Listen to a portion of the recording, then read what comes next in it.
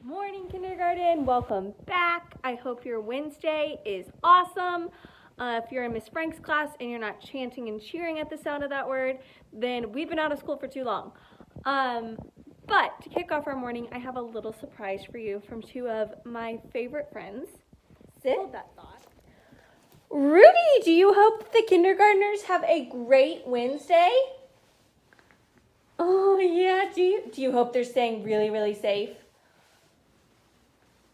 Do you hope they're learning a lot? Pearl, do you hope... Oh. Pearl, sit. Sit. Pearl, do you... Stay. Sit. Pearl, do you hope that they... Seriously? So maybe it only ended up being one friend because Pearl is acting a little crazy today, per usual. But now it's time to get started with some reading and some phonics. I hope you enjoyed that special treat. Today is going to be a little bit more of a challenging day for reading and phonics because I really want to push our brains so that we can grow them and we can be ready for first grade. So I'm actually going to be writing full sentences on this board, but don't worry, it's all words that you can sound out or sight words that you should know. And I'm going to give you just a few minutes to read the sentence. And we're going to see if we can figure out what these sentences say together. Cool? Sweet.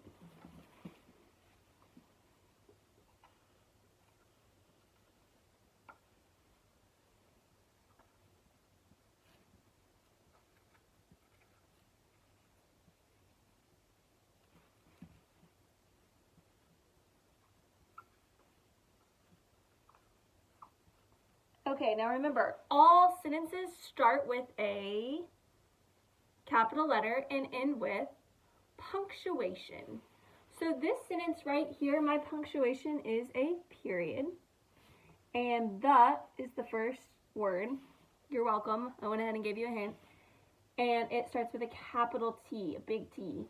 So go ahead, see if you can read this sentence. I'm going to give you about 10 seconds. These are all sight words except for this last word right here. And you can sound that out.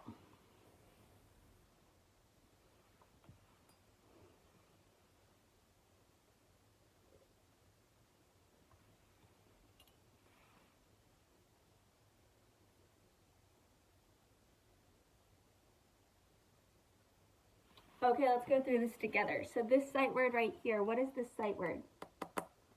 The. T-H-E. That's how I spell the.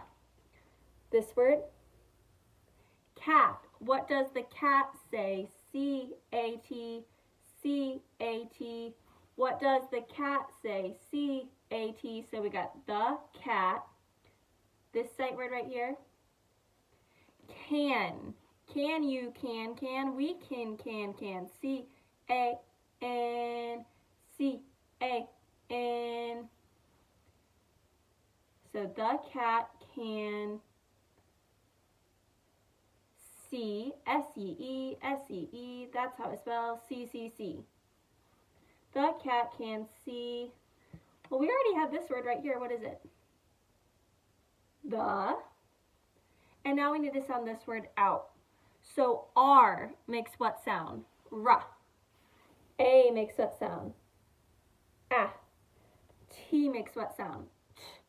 So let's put it together on our arm. R, at, r, at, r, at, rat. So let's read this sentence together. The cat can see the rat. If you got that right, I want you to go ahead and give yourself a round of applause. We're moving on to our next sentence.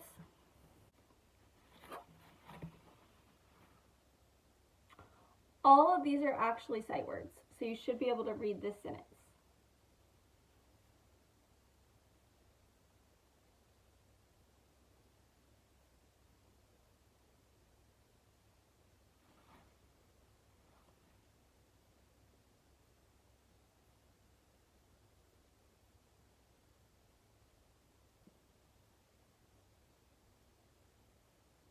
Okay, so ready? We're going to read it together. What is this word right here?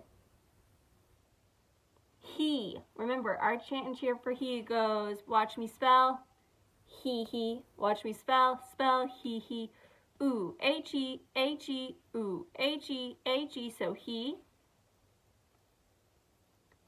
said, what you said, I spell S-A-I-D. He said, we added the sight word in our last word, can go. No one knows how far I'll go. I spell it G-O. He said I can go to, T to the O, that's how I spell to. T-H-E, that's how I spell the. So he said I can go to the, welcome to my house, H-O-U-S-E. So he said I can go to the house.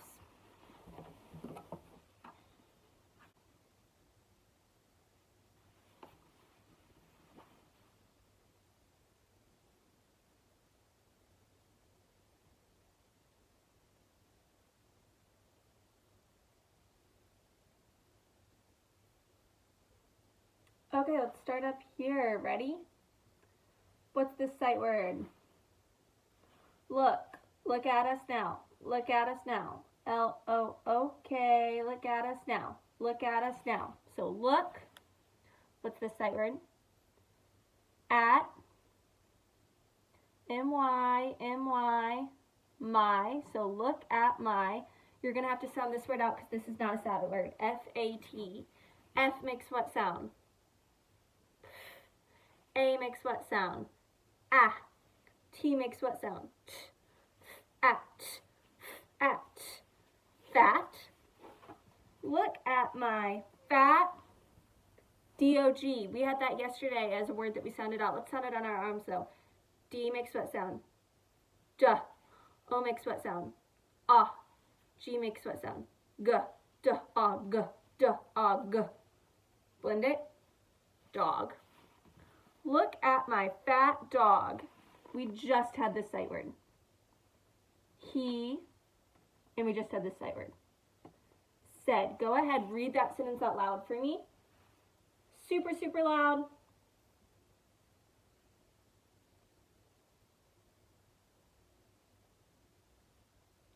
Now we're going to read it together. Look at my fat dog, he said. If you got that right, I want you to go ahead and give yourself a high five. We're going to move on to some reading. Okay, so just like we've done the past few days, we're going to continue to read this passage. We're going to be reading it again, and then we're going to be answering some questions about it. So you just need to have your listening ears on, ready to pay attention so that we can answer some questions about my maple tree. My maple tree. I have a maple tree. In the summer, I play in the shade and watch the squirrels climb its trunk. In the fall, I collect its colorful leaves. In the winter, I hang up treats for the birds on its branches. In the spring, we tap into the bark and the sap drips out, then we boil it to make maple syrup. So, like we said, this passage is what? Fiction, nonfiction, or poetry? Fiction, correct. Remember, fiction, we think fake. Nonfiction, we think not fake. Now, this is fiction, and a good hint is that it has these pictures that look like drawings, because if it was nonfiction, we would expect to see pictures that look like they came from a camera. So we're going to go ahead and answer some questions about my maple tree. Okay, so the first question is, what does the narrator do in the fall with the maple tree? So I need to answer. You can shout it out, you can write it down if you want, but we are using complete sentences. So I need to say, in the fall, the narrator, what does the narrator do with the maple tree in the fall? Well, I can go back to my text. It says, in the fall, I collect its colorful leaves. So the answer to my question would be, in the fall, the narrator collects the maple tree's colorful leaves. Notice how I used a full sentence. I didn't just say one or two words. I used a full sentence. It makes me sound like I am first grade ready. Who Who do you think the girl in the picture is? That's a great question. Go ahead, shout it out. Who do you think the girl in the picture is?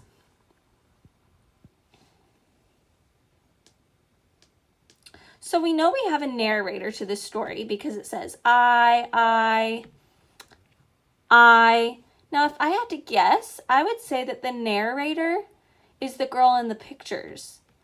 So the person telling the story is the girl in the pictures. Now, you need to use a complete sentence. So to answer this question, I would say the girl in the picture is the one who is telling the story.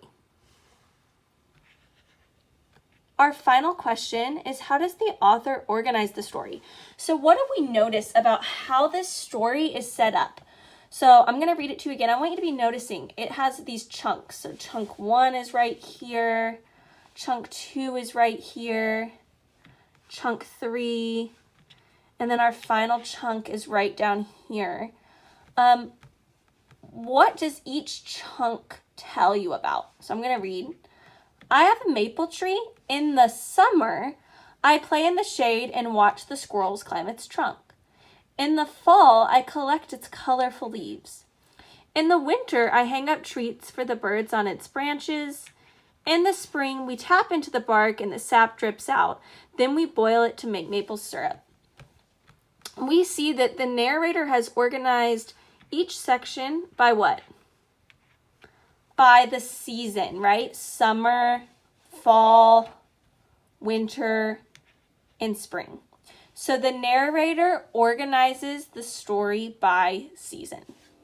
Okay, so that does it for today. I hope you guys are learning a lot. For those of you that are joining us for Zoom today, I am so excited to see each of you. For those of you that aren't, stay safe, keep learning, go do something fun with your parents, and make sure you're being a super big helpful helpers around your home, because I know that they would really appreciate it. So love you guys, see you tomorrow, and keep growing those crazy, smart, brilliant brains of yours.